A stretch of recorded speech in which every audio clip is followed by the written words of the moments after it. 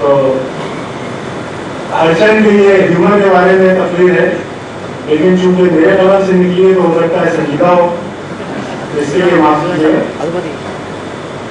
Biologically, there is only one quality which distinguishes us from animals, and that is the ability to laugh.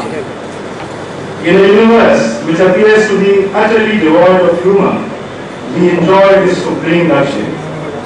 And it is a luxury, for unlike any other bodily process, laughter does not seem to serve a biologically useful purpose. In a divided world, laughter is a unifying force. Human beings oppose each other on a great many issues. Nations may disagree about systems of government, and human relations may be plagued by ideological factions and political camps, but we all share the ability to laugh. And laughter, in turn, depends on that most complex and subtle of all human qualities, a sense of humor. Certain common stereotypes have a universal appeal. This can best be seen from the worldwide popularity of Charlie Chaplin's early films. The little man at odds with society never fails to amuse us, no matter which country we come from. As that great commentator on human affairs, Dr. Samuel Johnson, once remarked, men have been wise in very different modes, but they have always laughed in the same way. A sense of humor may take various forms, and laughter may be anything from a refined tinkle to an earth-quaking roar, but the effect is always the same. Humor helps us to maintain a correct sense of values. It is the one quality which political fanatics appear to lack. If we can see the funny side, we never make the mistake of taking ourselves too seriously. We are always reminded that tragedy is not really far removed from comedy, so we never get a lopsided view of things. This is one of the chief functions of satire and irony. Human pain and suffering are so grim. We hover so often on the brink of war. Political realities are usually enough to plunge us into total despair. In such circumstances, cartoons and satirical accounts of somber political events redress the balance. They take the wind out of pompous and arrogant politicians who have lost their sense of proportion. They enable us to see that many of our most profound actions are merely comic or absurd. We laugh when a great satirist like Swift writes about war in Gulliver's Travels. The Lilliputians and their neighbors attack each other because they can't agree which end to break an egg. We laugh because we are meant to laugh, but we are meant to weep too.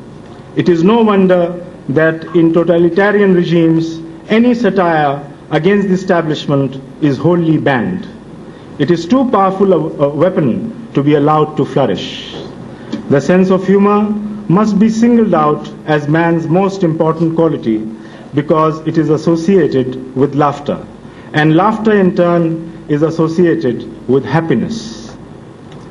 Courage, determination, initiative, these are qualities we share with other forms of life. But the sense of humor is uniquely human. If happiness is one of the great goals of life, then it is the sense of humor that provides the key.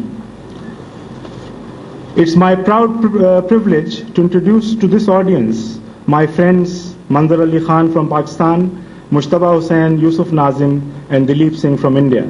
For decades, they have been regaling readers and listeners with their humorous and satiric writings. Manzar Ali Khan has specialized in writing caricatures of writers and poets. He is author of nearly a dozen books, including 2 volumes of poetry. Mushtaba Hussain has been writing for more than 3 decades. His columns, travelogues, and caricatures have kept people amused no end. His prose is well knit, and he has always avoided slapstick and conventional banana skin humor. In fact, irony, paradox, and balance are the hallmark of his writings. He can talk of local problems, national crisis, and global issues in a manner which is enviable. I'll give you just 3 illustrations of his punchlines. And they are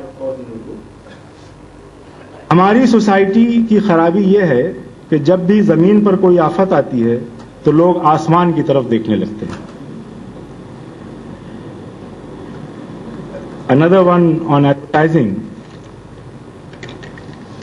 कपड़े बनाने वाली कंपनियां हमेशा अपने कैलेंडरों पर ऐसी हसीनाओं की तस्वीरें छापती हैं जिनके बदन पर घड़ी और अंगूठी के सिवाय कोई लिबास नहीं है. और आखिरी कोटेशन है इनका, महंगाई का ये आलम है कि हमें अपने सिवा शहर में कोई भी चीज सस्ती नजर नहीं आती.